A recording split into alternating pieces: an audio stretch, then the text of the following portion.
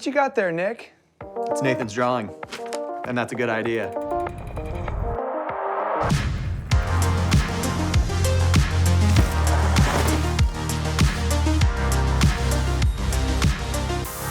Shimano XTR brakes are engineered for ultimate performance on any terrain. Knowing that, The better you can stop, the faster you can go. And today's riders, they're going faster than ever.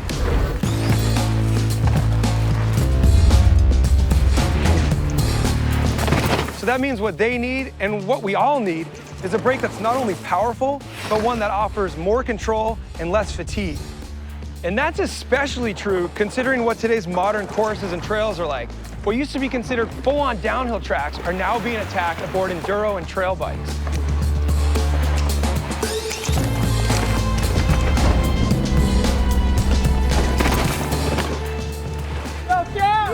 Okay, so obviously not all of us are going as fast as that, but luckily for us, we still get to benefit from all the power and consistency that the top racers require. I'm Cam McCall, and today we're gonna go from the trails here on Vancouver Island all the way to Arizona and even to Osaka, Japan, to talk to the engineers, the skunk development riders, and the world-class racers about how this new version of XTR came to be.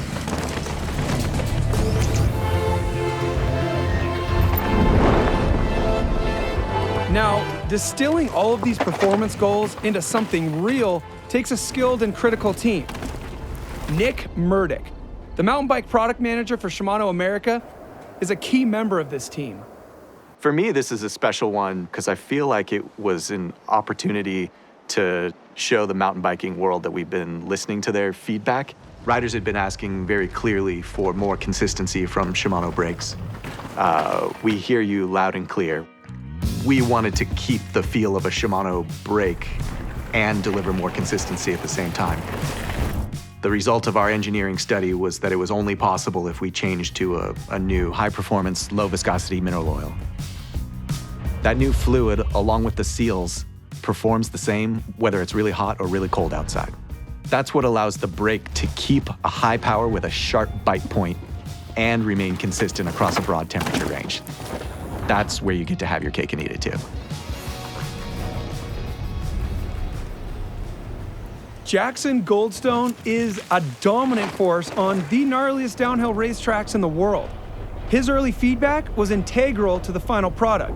Let's see what he thinks of these brakes on the trail. You've been involved in the testing, the R&D. What were some of your first impressions?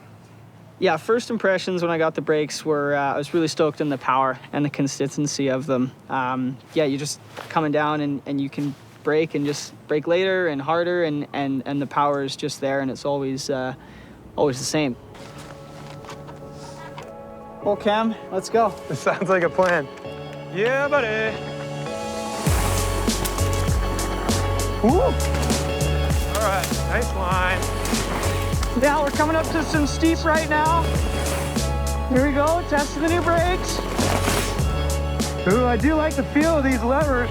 They feel sick. Oh yeah, Woohoo! you need your brakes there. Haha, look at this guy go. Oh my, Yeah. yes. Did you even touch your brakes once back there? Only a little bit. God, the trail is go. so good, dude. Hey, you heard that story of that Nathan Riddle napkin drawing? Well, I guess we're going. Nathan Riddle is a well-known racer, less known as a product tinkerer.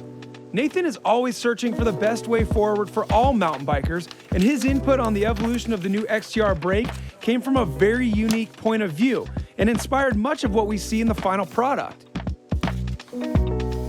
Yeah, so it's actually the lever pivot point on the brake lever itself, moving it closer to the handlebar to get a better or a more appropriate lever path for the rider. And then also part of the upsweep of this lever. It's important to say that that's a huge team effort and there's a lot of people involved. What did it feel like when you learned the test riders liked it, the engineers liked it, and it was actually going to happen? It would find its way onto the new XTR. Feels like an absolute honor, and it also feels like, hey, wow, I'm on the right track on something, you know? So it's a good positive reinforcement for sure. There's some changes to the caliper. What are some of those? Yeah, absolutely, Cam. New caliper, one-piece caliper, new pad design in here, a refined pad shape here, refined piston designs in there. There are now resin pistons in here as well. And all of that together combines to a more consistent feeling brake, the quietest ever brake we've made. Part of that is rotor shape and rotor design. Part of that is the pad shape itself. Part of that is the way the pad is shaped, specifically where the pin goes through there. So all those things lead to a more stable pad inside the caliper. Being invited to Shimano's world headquarters in Japan is a rare thing. Osaka is where the majority of the new XTR is actually engineered and manufactured. So we took the opportunity to sit down with Kento Mitsuyas to learn about the process of narrowing down this wealth of great ideas coming from skunk riders and athletes from all over the world, and how ergonomics played a big role in the final product. Ergonomics is underestimated. It's more efficiently translate your finger power to a brake system.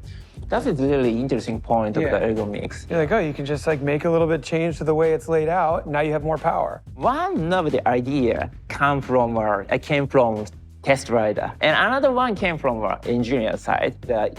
Pivot point closer and lever trajectory aligning your finger pole. It looks good. Why not do that? Yeah, let's try that. What is that like to have engineers, yourself, the product manager, all these secret test riders around?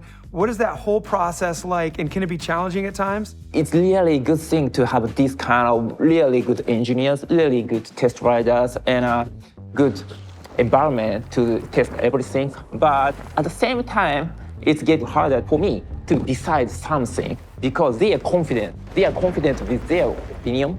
Not bad thing, but for me, decision maker, it's really challenging. Yeah, this looks good, but that looks also good. Which is the best for customers? Which is the best for the riders? I just want other mountain biker to enjoy this brake and have fun on the trail. Yeah.